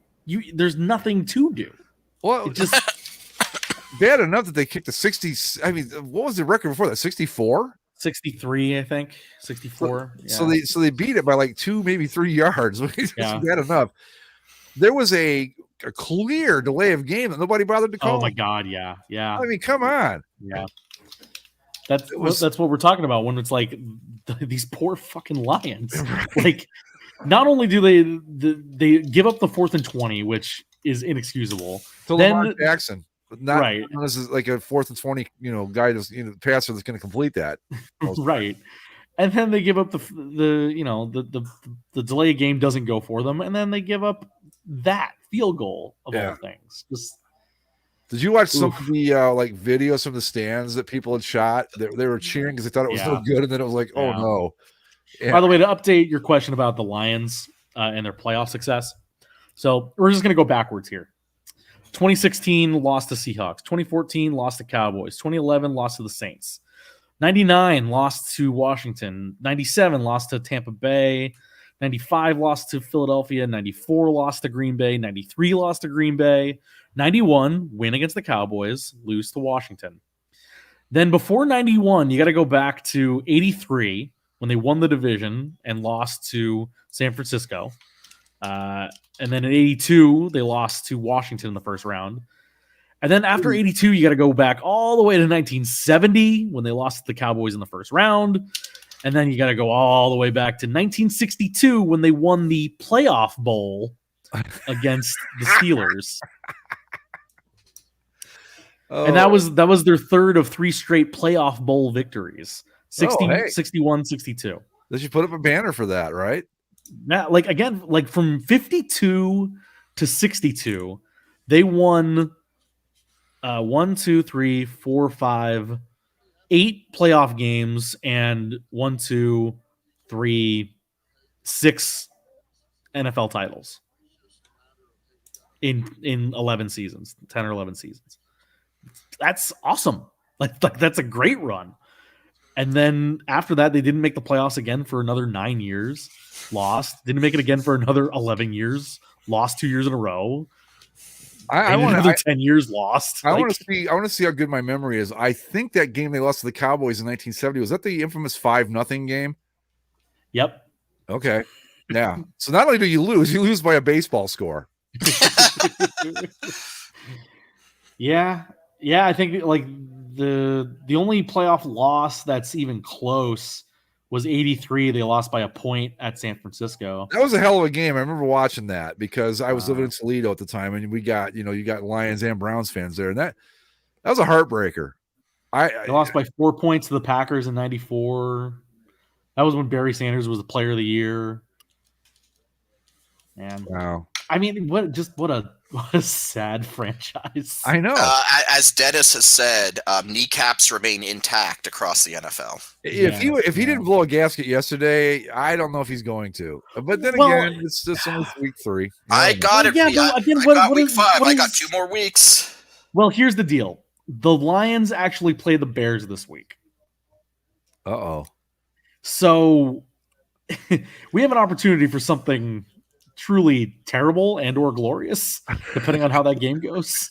Be curious to see. And then this is gonna be a game where the score is just gonna be like -5 to triangle. Hey, and Greg, look out! The Lions are coming to Cleveland in November. So I'm not sweating the Lions at all. The Vikings scared me to death. It's the Lions. I don't care. Well, no, you know the Browns are going to play like a 1-12 team when they play the Lions. Yeah, well, that does scare me a little bit now. Question: what if the Dan Campbell Lions give us that 0-17 after going 0-17? No, I don't think so. I think they'll win a game on accident at some point. Whether it's this Bears game this week, they play the Bears again, of course, and they've been competitive. I mean, they play the Falcons late in the year. Like there's games for them to win. They came storming back against the Niners in week 1, and then the Packers put a pretty good beat down on them last week. But that was like Packers were like coming back going, yeah, we need to take this out on somebody. Sorry, Detroit. And then they should have won yesterday. The Lions.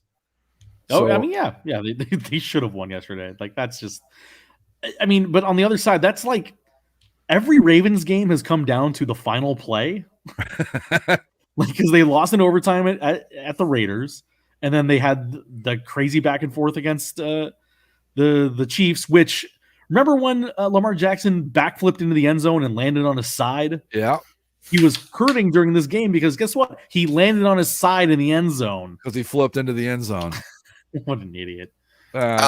Speaking of the Chiefs, yeah, that was one of the other ones I wanted to get to. 1-2. I swear to you, the Chargers tried so hard to charge her in this game, and the Chiefs just wouldn't let them do it.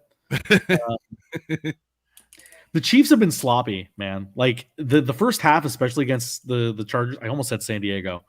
Against the Chargers was just disjointed and difficult, and Patrick Mahomes threw a pick and they fumbled the ball twice, and like they were jumping off sides. Hell, the game ends with Andy Reid having to go to the hospital for dehydration. Like it was it I'm not, I don't know if I'm buying that. I think that was that dude. How has he made it this far without any heart issues whatsoever? They say he's fine. That's a miracle of modern science right there. I got to say that's something. But at the end of this game, the Chargers almost do what they did the last week, where they have a penalty on a touchdown and they miss an extra point, and they give Patrick Mahomes the ball back with like 45 seconds. I was like, oh no, this is it. This is where it happens. And the Chiefs just couldn't find it. I don't want to say, I don't want to panic about them, but they're certainly a sloppy 3 weeks for Kansas City out of the gate. Yeah. Mm-hmm. Well, they're sloppy, and you look at it after 3 weeks. The Raiders and Broncos are 3-0,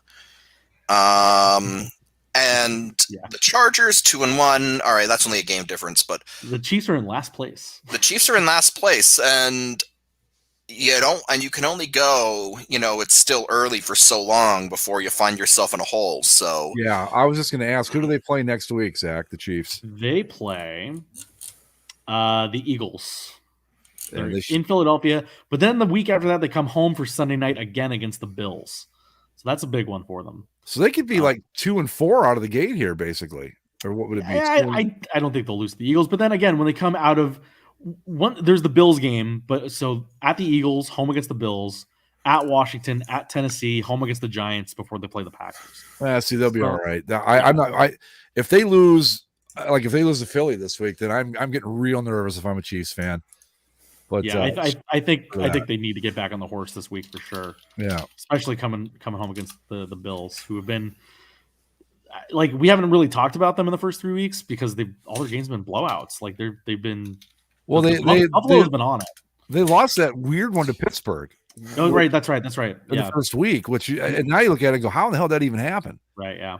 But that's the thing though, with and we'll notice this as we go along throughout the season. We're gonna look back and go, how'd that even happen?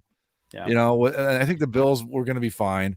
I think especially now that we're in this age where you have one less preseason game and nobody's playing any of these preseason games. Right. So I think some of these early games are just weirder than normal.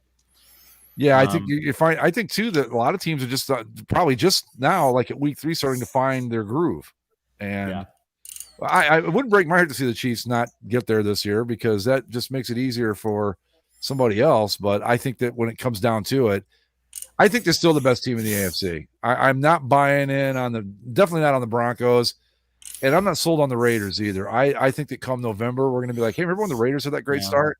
Well, the Raiders are 3-0 with a win against the Steelers, who we think are bad, and then overtime wins against the Ravens and Dolphins. Yeah, I'm not buying it. I think they'll be fun. My fun fact for the Raiders, I think this is an amazing stat. The last 3 times the Raiders have been 3-0 have been in 3 different cities. 3-0 in Vegas, 3-0 in Oakland in 2002, and then they were 3-0 in LA in like 93 or something like that. So they've never done it twice in the same city. Basically. Well, those are just the last 3 times. Oh, so okay. I'm sure that they were 3-0 a couple times in LA, and maybe the first time in Oakland.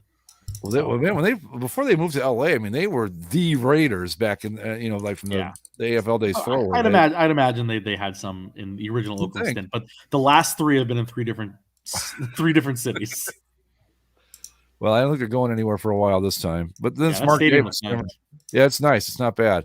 Yeah. I'm not buying. I think the Broncos are a big mirage. I think they'll be decent, but 3-0. Yeah, we'll see what the Raiders are actually like this week, Monday night at LA, which again will be a home game for them. Yeah, it'll be interesting. And which, by the way, go ahead. I forgot to mention when we were talking about the Rams. I get to make my first pilgrimage to SoFi this Sunday. Oh yeah, so I will have a full review of all that this palace can offer. The weird hamburgers and everything. Oh. I will try to find a rectangular hamburger. Yep. Remember that horrific looking hot dog? I will avoid the hot dogs at all costs. We'll see. We're gonna get there nice and early to really soak it in and walk around and see what the place really see all it's got. Cool. Yeah, it looks awesome. From really excited. About it. Yeah, I haven't seen a picture or a video from a broadcast or a cell phone or anything that makes this thing look anything other than the best stadium in the world. Like. The Super Bowl's there this year, right? Yep. Yeah, cool. Yep. That'll be fun. Rams trying to do what the Bucks did last year, which would be pretty cool. You know what? Fuck Tom Brady again, because all those years we wanted a home team, and who's the guy that pulls it off in the Super Bowl? Tom Brady. Fuck you, man. Well, I'm not saying you're not good. I'm just saying, I'm not happy about that. But you're fine. I'm not going to call you the greatest because I'll never do that either. But you're okay. I don't know. Seven rings. Yeah, whatever. Yeah. Any other honor with me now? I just got to stick with it because. Any other football things you want to talk about? 3-0 Panthers. Oh, the only thing that I want to talk about, honestly, is and I can't believe we didn't. Did we touch on this about how we just need to get the Manning brothers to just call every Monday night football game? From now on, fun. Yeah, I mean, I got them on in the background now. Their guests tonight are supposed to be Matthew Stafford, LeBron James, Nick Saban, and God, who was the other one? Chris Long. Saban will be interesting. He'll either be great or a waste of time. I don't think there's going to be anything in between there. Look, anything's better than Russell Wilson. Right. Yeah. No, I heard a lot because- of people said that Russell was these guys good are though. fun. Yeah, I don't know. Yeah, I didn't like they've Russell. Been fun. They've been fun. The Russell part I didn't like either. But Well, we're a little biased when it comes to Russell Wilson. We've got to it be wasn't honest. even that. I just listening to him. It was like he just sounded so much like he was trying to That's his audition. thing. He's Mr. Try Too Hard. It's like, dude, just Yeah. chill, be yourself. As compared to having Brett Favre on last week, where it was like Brett Favre literally didn't know how the internet worked, and so Why am I was, not at all surprised by that? it was quite a disorganized segment when he was on. Let's just say that. I like it. I think it's fun, but I'm just too stuck in the traditional mode of a telecast. So I can watch a little bit of it. Then I got to go back to Reese Davis. Is it Reese Davis or Steve Levy? Who's calling the games? Steve Levy. Steve Levy and the other two. I can't remember who they are. Brian Greasy and Louis Riddick. Okay. I hear all these great things about Aqib Talib. I've yet to hear him call a game. I got to check this out. Well, he's paired up with Gus Johnson, so it's just like oh wow. Aqib is kind of just like keeping it real, and Gus is being out of control. So it's made for some fun things. And they've gotten some fun games. Like they had Arizona, Minnesota last week, and then this week they had the Jaguars game with the field goal return for 109 yards. How about, speaking of the Jaguars, how about Thursday Night Football this week? Jaguars Texans? That is like the Texans were on last week. They couldn't do that 2 weeks in a row, right? Huh? Hold on. The Texans just did it. Oh, who is it? Jaguars Bengals. I'm sorry, Jaguars Bengals. My bad. One of the Cat Bowls. Yeah. To me, the perfect Thursday night game is Titans Jaguars. Yeah, that's always going to be it. Always. Yeah. Well, yeah, they're going to be. That's not good either. Jaguars Bengals and Joe Burrow, two young quarterbacks dueling it out. Sure. Fine. Yeah, that's pretty much exactly how they're marketing it. Two former number one picks.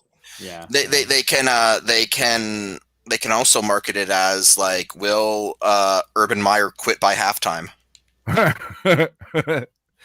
That's the race this year. Who goes first, Urban Meyer or Matt Nagy?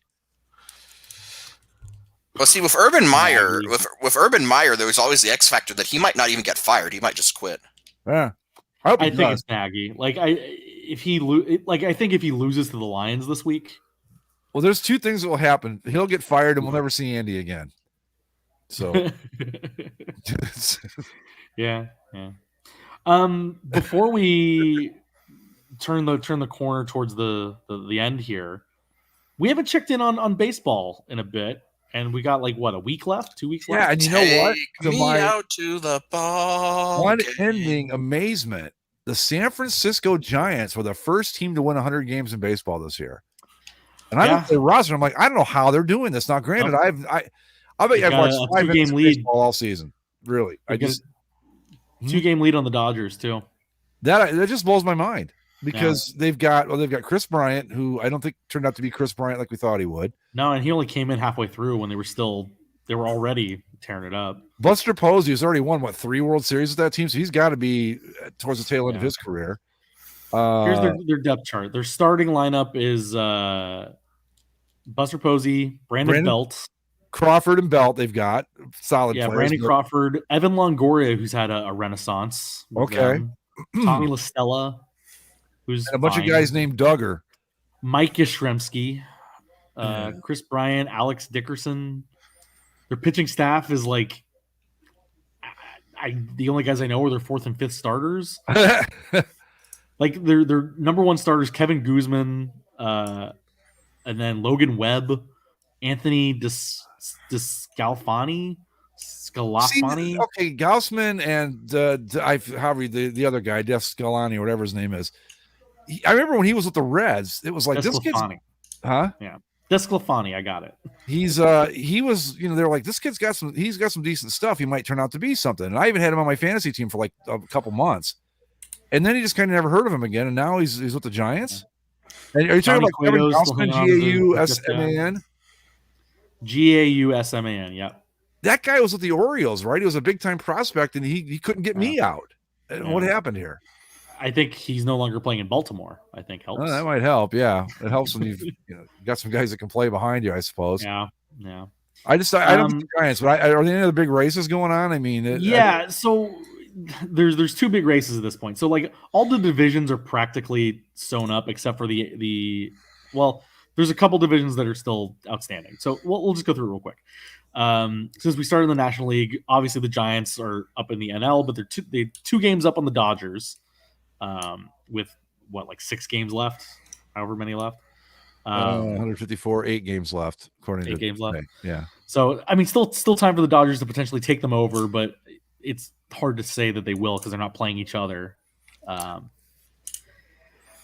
so the Dodgers are obviously running away with the first wild card, and then you have in the East, the Atlanta Braves are up 2.5 on the Phillies going into this final week, and then the Brewers clinched the Central yesterday.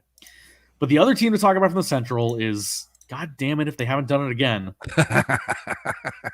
A month and a half ago, or about a month ago, the Cardinals were like 4.5 games out of the wild card.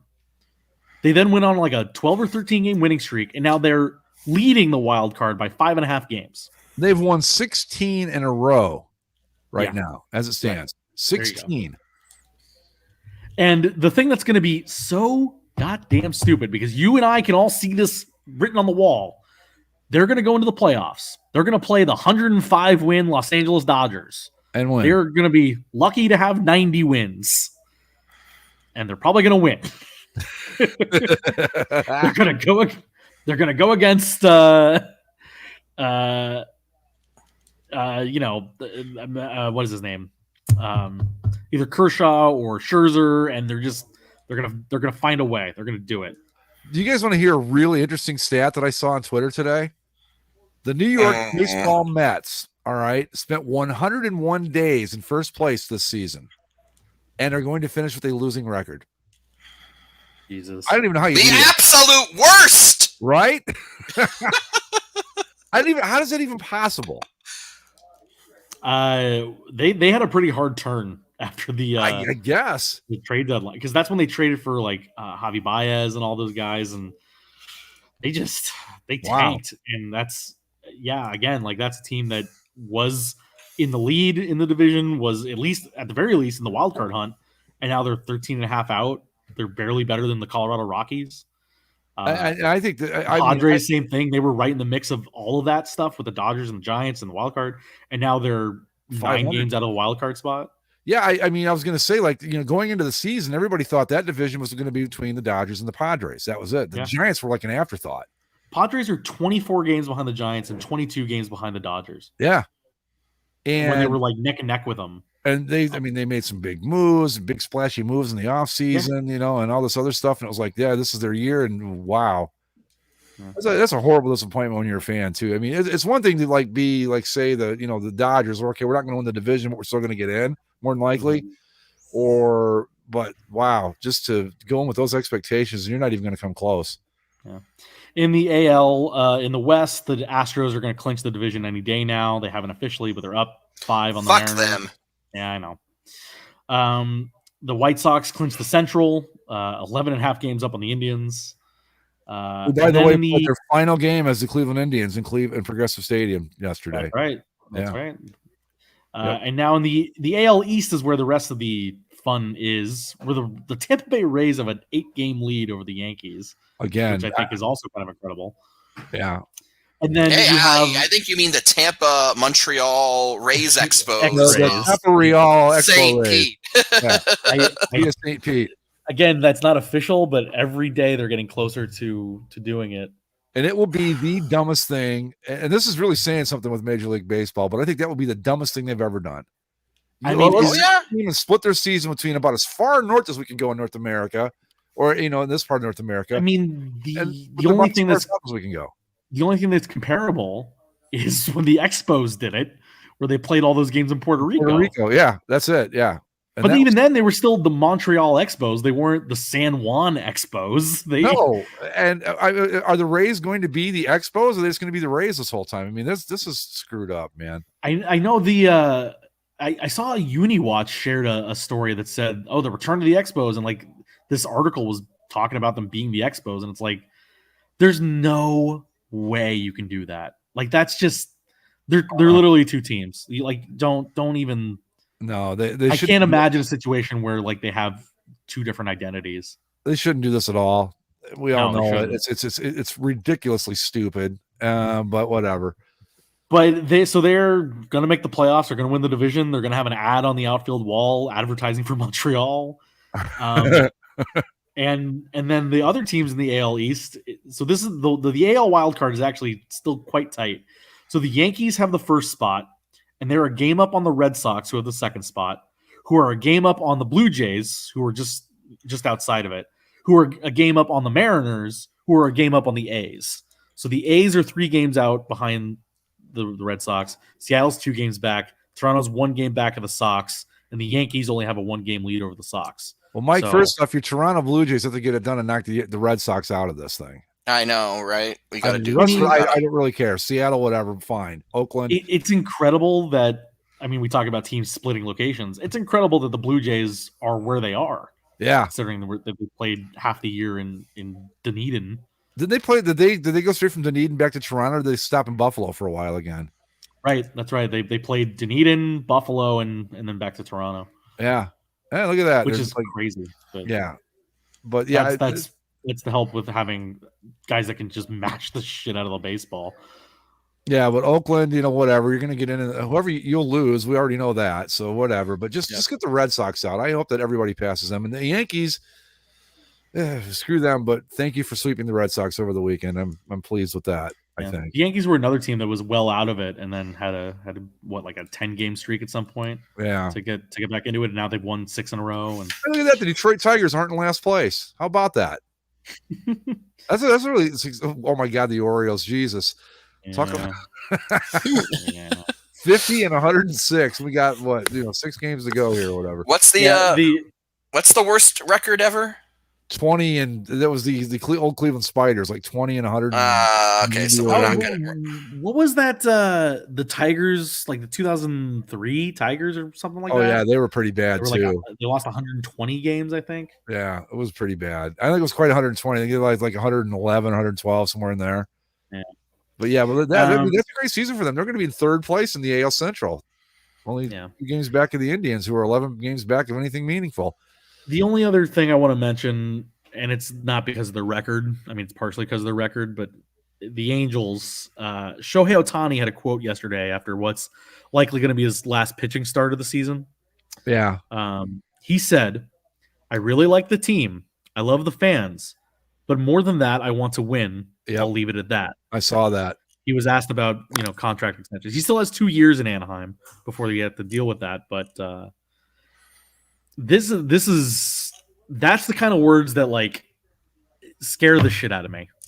that we're gonna lose this beautiful golden unicorn that has like turned the sport upside down, and we've done. Well, he saw nothing. Mike Trout, and he's like, "That won't be me." Well, Mike Trout, God, dear God, he like strained his calf in like May or June, and then it was like, oh no, he'll be back in mid-July, and then mid-July we didn't hear anything until August, and it's like, where the hell is Mike Trout? And they won't say like what happened to him. Just he had something going wrong with his calf in May or June. We thought it was a strain, and somehow we're in September and he's done for the year. And it's like, what the hell? Wow. And then Anthony Rendon was done for the year a couple months ago, and the pitching staff's been actually okay-ish. Yeah, I think you put Trout and Rendon back into that lineup with Ohtani. I mean, they can get good fast, is what I'm saying, if everything goes right. So maybe you get to keep him because they actually can turn it around quickly. Who knows? Yeah, but this team needs to win like next season soon. Like if this team does not, it's not even like, oh, fight for a wild card. No. This team needs to win the division, or we are in big trouble here. And if we've all seen the urinating tree video, I'm sure, on the Angels, and Mhm. all of that is right. This is all Artie Moreno's fault, and if we lose, I can't think of a team having two of this generation's most dynamic players and being as bad as they've been. Yeah. But here we are. Anyway. I remember when Artie Moreno first brought the team too. I read an article about him. I think it was in Sports Illustrated. I was like, well, I kind of like this guy. I like the way he was going about it. Whoa. Yeah. No, the early years were great because he was spending all this money and we were winning division titles and everything was A-okay until the farm system dried up and we started to lose all of our pitchers. And we were then the Angels became the team that was in on all the big negotiations but could never seal the deal anymore. Yeah. Because we threw tens of millions of dollars at Albert Pujols and Josh Hamilton and Vernon Wells. And Vernon Wells, that was a horrible contract too. Good Lord. Yeah, I know. And that Hamilton contract really has just a couple of really horrific contracts right there. Like even just last offseason, the Angels were one of the two finalists for Garrett Cole, and he chose to go to the Yankees. Despite he was an Orange County kid, but grew up a fan of the Yankees for some traitorous reason, I'm sure. And he wanted to play as a Yankee. So despite the Angels offering all this money, he didn't want to come.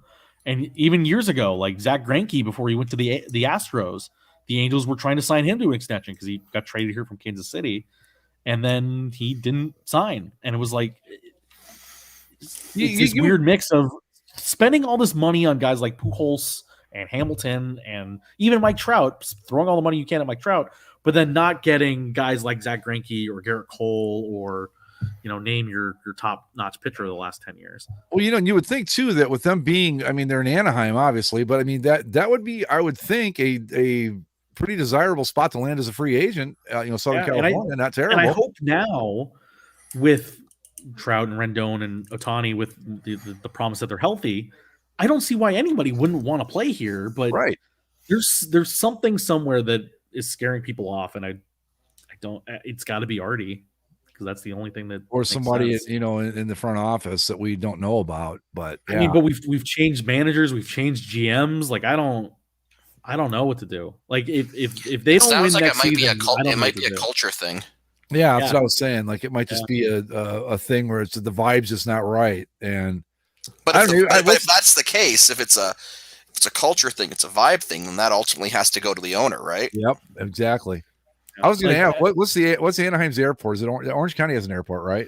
Yeah, John Wayne Airport. Yeah. What's it look like? Because I firmly believe the reason Cleveland can't sign any free agents is because people land on that airport and go, "Fuck this, I'm out of here." It looks like an airport. It's right next to the 405. I don't know. You get off the plane and you just see like the gray skies and the chain link fence and the factories, and you're just like, it's like chain link fence, rusted out chain link fence, old rundown buildings, and it's like in the worst spot it could possibly be. Yeah. If you were trying to woo somebody to come there, be like, wow, it's not bad. You know what? I almost assume that most people, especially like pro athletes, probably just fly into LAX. No, I'm talking about Cleveland. You get off. I'm talking about. Yeah, but I've flown into there. It's like I can understand why no one wants to play here because they don't even get it. You don't get off the plane. You go, I'm done. Forget it. Let's get back on and get out of here.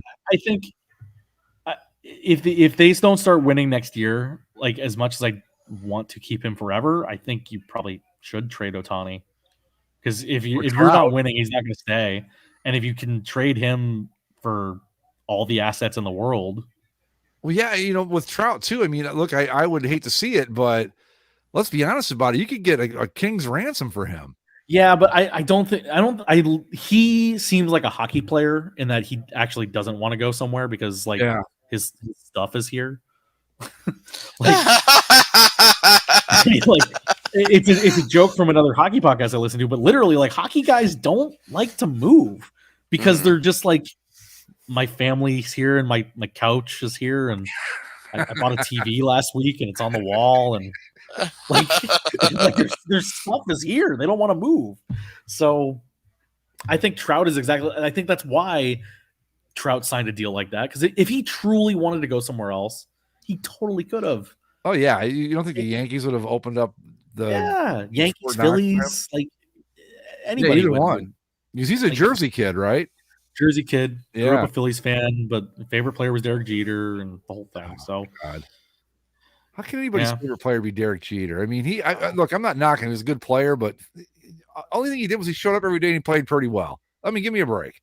He's a Hall of Famer.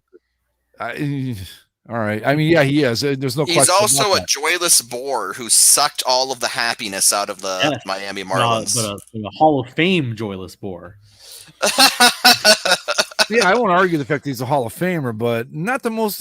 Again, stats wise and everything. Well, I think he had 3,000 hits, didn't he? He was the first Yankee to ever do that. 3,000 hits. When was 3,000 hit was a home run? All right, well, that's pretty impressive, I suppose. I don't know. Fuck him anyway. But but yeah. So well, we got playoffs will be starting next week, basically.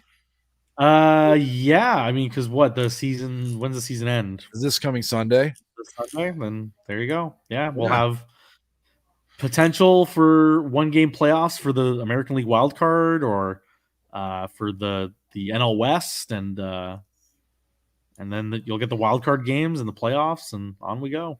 I just say go Blue Jays. Are they wild card series now, or are they back to single game eliminations? I don't know.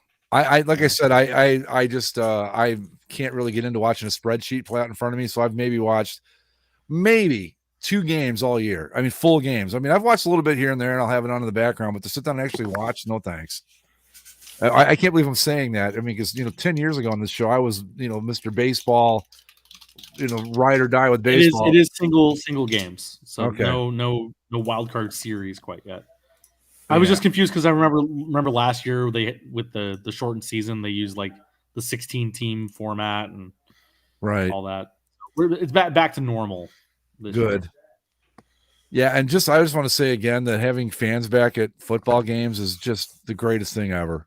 Awesome. Yeah. I hopefully it'll all work out okay, but it's just like I was watching the Browns game and then the game last night, and it's just nice to have people back in the stands. So anyway, we got anything else, fellas? Well, I guess this is going to be more of a preview for next week than tonight, as we're about near the end, and we should probably wrap this up. But the NHL is going to recycled plastic bottle jerseys. I saw that, and on top of, but the shoulder patches are going to be embroidered now. I mean, okay. That we had that shit 20 years ago. Then they took it away. but now we have it again. I just want to say too that we saw a preview of what the ad patches are going to look like. It was on a Caps jersey. Mm-hmm. Yeah, I am not ready to see a fucking advertisement on a Canadiens jersey, a Leafs jersey, a Blackhawks jersey, Rangers, anybody's really, but the original 6, no. Nobody else has announced a jersey sponsor besides the Caps yet. So I don't know if we're just waiting for the ink to dry, or if they're going to be the only one and we'll just add them throughout the season. I don't know how to even describe what seeing an ad on a Canadiens jersey would be like. I want to say something to do with the Mona Lisa, but who cares? This is more. We'll get into that, I guess, later. But I'm not happy if it I was not happy seeing ads on basketball jerseys. I was not happy seeing ads on NHL jerseys, and in a way, we've known this was coming. We talked about it when we talked to our Lord and Master Chris Kramer. This came up that once that toothpaste is out of the tube, that's that, right? This was inevitable. But seeing an NHL jersey with an ad, even if it was just the Capitals' ugly ass jerseys, it hit something inside of me that. It made me feel a certain way, and it wasn't great. Yeah. No, I mean, I don't want them on any jerseys, but my God, some of the jerseys they're going to put them on. Oh, I don't even know what to say. I think the only other thing to note about the plastic bottle jerseys, though, Mike, yes, we have the embroidered shoulders, but the one thing that I will say is the embroidered shoulders are a positive, but I'm kind of digging these I don't know what you call them, embellishments on some of the yeah. Those are nice. I will give them that. Those look really nice. They're calling them dimensional embroidery on some of the jerseys, where basically it's not something that you'll see in a flat logo, but they've added a little extra stitching to the. Here, I'll drop the link in. Oh wait, let me So we can find it look real at a few quick. of them. There we go. But there's like some extra lines like in the Flames logo, and they've got some raised embroidery on the The Blackhawks logo. one looks really nice because now I've noticed that it looks better on the more detailed logos because there's more room to play around with on those. Yeah, the gloves on the Penguin are puffy. There's dimension. There's some like details on the tentacle of the Kraken. The Lightning. Oh yeah, look at some of this stuff. made Yeah. a line on theirs. Yeah, the Lightning are like, oh shit, our logo is just a flat thing. We'll make a curved line. I like the Maple Leafs one where they've kind of raised all the leaf details and the lettering. Yeah, that looks nice. Yeah, that's kind of cool. It is. I'm on the Penguins one now on the screen share, but the only team that had done that in recent years was Sabres. Vegas and the Sabres. That's right. Yeah. So it's kind of cool that they found to do with all these teams. Like the Ducks one, they weren't in the article, so I went and looked, and it's like they've just raised the outlines. So it's not anything really great. So I'm more curious to see like what it looks like on the Mighty Ducks logo on the thirds, because I think that's the only place that it could be really cool. But it's an interesting detail. So is that just on the Authentics, or is that on the replicas too? I have. that'll probably no just be on idea. the Authentics because that's embroidering is way more expensive than like gluing a patch on. Way Because more. the problem where you had like the patches was on the replicas were just like those vinyl patches. Yeah, yeah. I mean, embroidery is while cool is not cheap. By comparison, like you're not going to put out a replica jersey that you went to the trouble of embroidering all the part and artwork on. You're just not going to do it. It's not cost effective at all. So Yeah, the Anyway. I0 Prime Green jersey is made with 50% recycled content. that's cool. While I like still- that. While still retaining their high performance materials. Oh well, we'll see about that, huh? That's what they say. All right. Anyway, we done? I can't wait for the 0.6% speed increase across the league this season. Right. All right, folks. Andy should be back next week. Follow us on Twitter at Basically Sports. Subscribe via Apple Podcasts, Spotify. Hopefully, Andy will be back with us to talk about a Bears offense that broke more than 50 yards of offense. Oh, With Nick Foles under center. Nick Foles that's the ticket in 2021. Nick Foles. I didn't even know he was still playing, but good for him, I suppose. All right, folks. We will see you next time. Thanks for tuning in, and we're done. See you. Adios. Laters.